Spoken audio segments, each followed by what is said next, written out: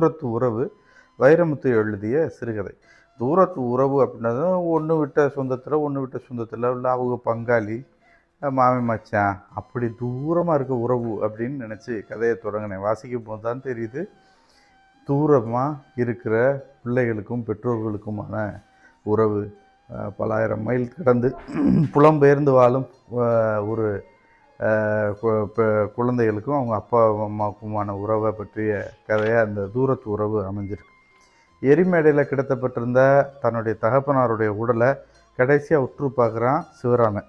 இந்த சோக தரிசனத்துக்கு தான் அமெரிக்காவிலேருந்து கிளம்பி வந்திருந்தான்.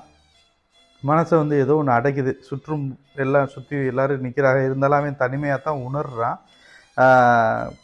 அழுக வரல, கண்ணீர் வரல, முட்டி கொண்டு அதுக்கு முயற்சி பண்ணி முட்டிக்கிட்டு வர்றத கண்ணீர்.